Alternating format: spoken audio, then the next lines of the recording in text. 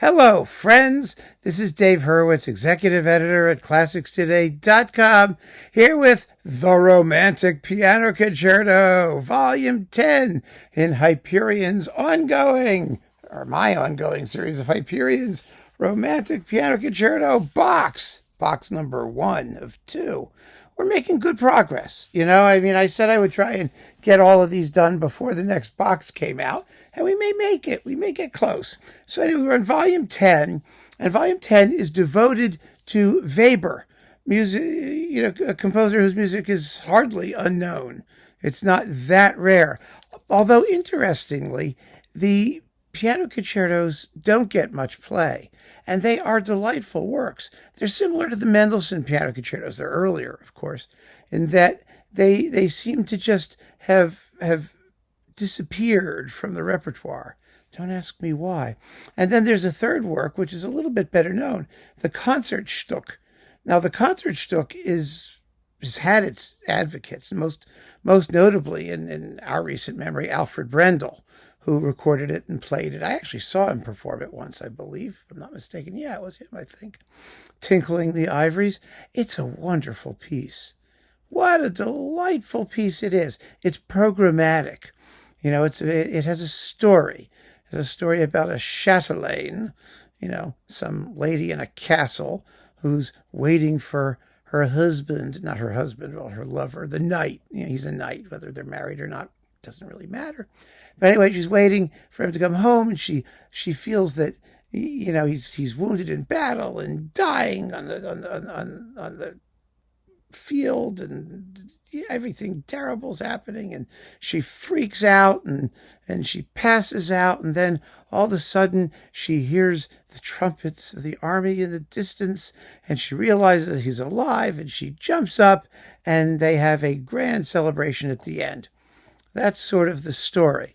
It's as primitive a story as you can get, but it works really well as a scaffolding for some absolutely delightful music. And of course, Weber was a wonderful musical dramatist, as we all know from Der Freischütz and other pieces. So anyway, here is the Weber volume. Yes, the Weber volume.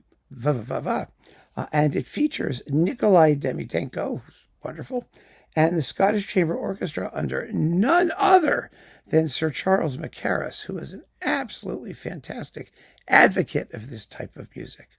These performances are exciting and fresh and informed, at least in Mackerras's part, by the spirit of the period instrument movement that is brisk, rhythmic, colorful, just wonderful conducting. The Konzertstūck is a real smoker. They get through it in a little over 15 minutes, 15 minutes and 48 seconds. It can take up to about 18 usually, 17, 18. So they're a couple minutes quicker than we normally hear, which is really in keeping with the classical period sort of aesthetic that informs the performances. Demidenko, of course, is a hot and heavy virtuoso, and quite a good one. And he plays the music that way. And that's the way it needs to be performed. Weber is it's romantic piano concertos. He's an early romantic. And besides being just an early romantic, he was a splendid composer for the keyboard. His piano music doesn't get as much attention as it's supposed to. His piano sonatas are marvelous. If you don't know them, you should go hear them.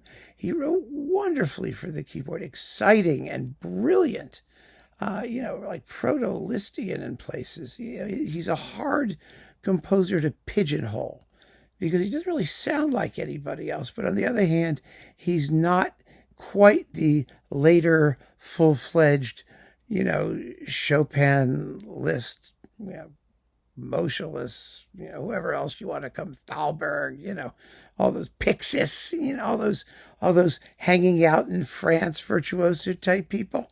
He wasn't one of those either, but his brilliance is entirely romantic in conception, It's virtuoso stuff. He obviously must have had tremendous facility as an improviser at the keyboard. And all of that is evident in these wonderful, wonderful concertos. They're both in major keys. The Konzertstūck is in F minor, which gives it a little extra flavor. But the two concertos, one is in C major, the other's in E flat major. But they are bold and brilliant, and these performances are just that. Bold and brilliant and beautifully situated within the Romantic Piano Concerto series as a whole. I mean, it doesn't really get much better than this. This is an outstanding release, even had it not been part of a larger series. So keep on listening, friends. Thanks for joining me. Take care.